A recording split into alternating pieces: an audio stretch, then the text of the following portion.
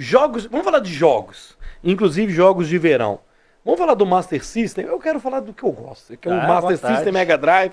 Aí vai entrar a briga aos cortes. É. Sega ou Nintendo? Não, é. Nossa, a maior briga da época, bicho. Mas rolou isso mesmo? Pra caramba. Sega ou Nintendo? Teve isso? Pra caramba. Ou tem isso até hoje, né? Demais até hoje. Até hoje a galera briga. Vídeo meu, a galera comenta. Chama nintendista, ceguista. Sério? E você é o que, afinal de contas? Nintendista. Eu preciso... Mas assim, eu não sou muito radical nesse ponto. Eu gosto de jogar videogame, cara. Tanto é que eu tenho coleção de Sega e tal. Mas a minha vida inteira foi Nintendo, cara. Mas por quê? Você acha que é melhor qualidade? As histórias? A jogabilidade? Olha o gráfico? Olha Agora a galera vai começar a brigar no chat. Cara, vamos lá. Vamos fazer um paralelo aqui, Nintendinho versus Master System. É claro, galera, é só a minha opinião, tá bom?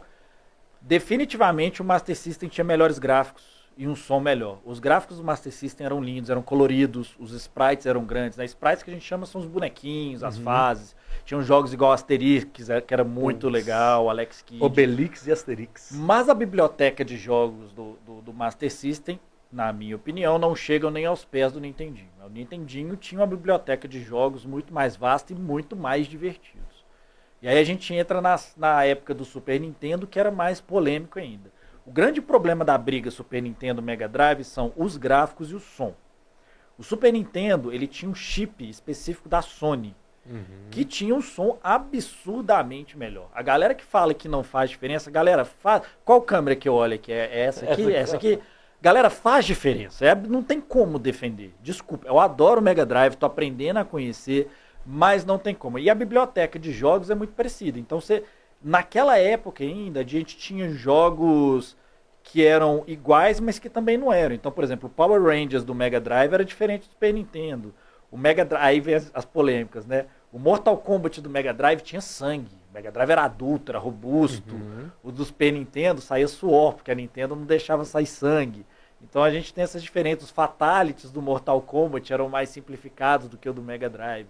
Mas isso é uma briga, assim, que vai longe, cara. Vai longe. Na própria época, essa coisa do Mortal Kombat mesmo, rolou isso na época.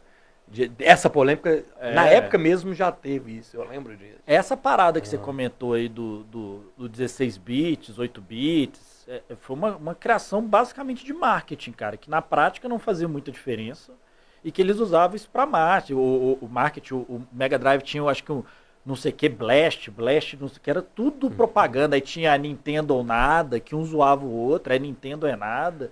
E era propaganda, assim, pegando no pé dos caras. Quando a Sony entrou na briga, a Sony entrou na época que tava quebrando o pau, assim. A Sony, ela fez um vídeo, um comercial que eu acho muito legal. Você chegou a jogar PlayStation ou não? O Crash, você conhece o Crash? Ah, não vou lembrar, não lembro. Devo conhecer. É o mascote pelo menos era o mascote da Sony. Cara, ele foi lá em Seattle, que é a sede da Nintendo, com o megafone, o mascote, e ficou gritando na orelha dos caras o dia inteiro, que meu videogame é melhor que o seu, que tem CD, que tem 32 bits, e virou um comercial isso, cara. Isso que hoje em dia ia ser inadmissível. Mas a Sony, quando ela entra nessa briga, ela já estava desenvolvendo isso há muito tempo? A Sony... Qual que foi o... Não sei se você tem essa informação. Qual que foi o gatilho da Sony de entrar para esse mundo do game? A Sony foi o seguinte, isso é uma das histórias mais legais do videogame. A Sony, ela fazia o chip de som do Super Nintendo. Então ela já estava nesse meio. A Nintendo começou a fazer um projeto com a Sony para fazer um periférico do Super Nintendo para rodar CD no Super Nintendo, que foi o que a Sega fez com o Sega CD. Sega CD. A Nintendo queria fazer algo parecido. E o projeto já estava quase pronto, tem os protótipos que hoje em dia são raríssimos de ter, quem consegue ter isso aí, isso é uma mega raridade, porque ele nunca foi lançado oficialmente, fizeram só o protótipo. E aí a Nintendo percebeu uma coisa, falou, não, mas peraí, se eu fizer o CD com a Sony, eu vou ter que pagar royalties para os jogos da Sony, porque ela tinha os direitos sobre o CD. E aí quando a parada estava pronta, ela deu um pé na bunda da Sony. Aí a Sony chegou a procurar a Sega, a Sega virou e falou assim, isso nunca vai dar certo. Aí os caras da Sony falaram, quer saber, eu vou lançar meu próprio videogame, e lançou o PlayStation. E é por isso que o Nintendo 64 é cartucho ainda. porque ela não queria pagar royalties pra Sony. Entendi. Sacou? Por isso que o GameCube, que veio logo depois, era mini DVD, que foi a pior coisa que eles fizeram na vida. Pra não pagar royalties, porque isso tudo tem detentores de direitos, né? CD, são mídias, né? Caramba. DVD, Blu-ray. Você tem que pagar royalties pra...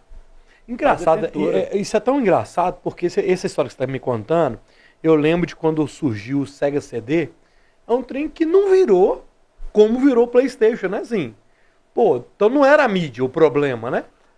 Porque, sim, o negócio da mídia... eu acho que era muito caro quando chegou o Sega CD, e quando chegou os CDs da Sony, parece que popularizou, porque eu acho que com a pirataria acabou popularizando. Não, sim, ou tem nada a ver? Não tem, cara.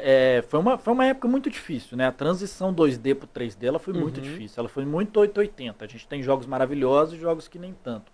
A grande questão da mídia ótica, que a gente não tinha na época, era a qualidade de som e as famosas cutscenes, né, cara? Que a gente via verdadeiros filmes em CGI, o CGI estava super na moda, coisa que o cartucho não conseguia reproduzir. Tá. Então isso era muito legal, mas realmente a qualidade dos jogos era bastante duvidosa. Tem um amigo meu aí, colecionador, que tá vindo pra Uai também, TBT Games, produtor de conteúdo, que ele é fã, sim, do Sega CD, um dos únicos fãs do Sega CD que eu conheço. Se você conversar com ele, ele vai defender a unhas e dentes, falar, não, tem muito jogo bom. Eu não lembro de nenhum jogo muito bom do Sega CD. Cara. Mas foi uma fase muito difícil pro 3D. O próprio Nintendo 64, ele é 880, tem muito jogo bom, muito jogo ruim. O Atari Jaguar, que foi um console em 64 bits também, ele foi um fracasso. Comprei um recentemente.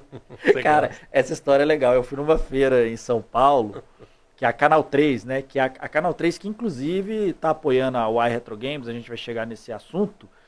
E, cara, no final da feira, aos 45 do segundo tempo, eu negociei um Atari Jaguar, cara, que é um videogame difícil de achar, porque ele foi um fracasso total. E eu adoro jogo ruim, eu gosto de jogar jogo ruim. E aí eu comprei, cara, na hora que eu comprei esse console, a feira parou. Eu fiz até um vídeo no canal, a feira parou. Putz, venderam um Atari Jaguar, o Rambo comprou um Atari Jaguar, não é possível que ela fez essa loucura. Se você tiver curiosidade, digite depois Atari Jaguar no YouTube pra vocês verem a maravilha de jogos que esse console tem. É um pior que o outro.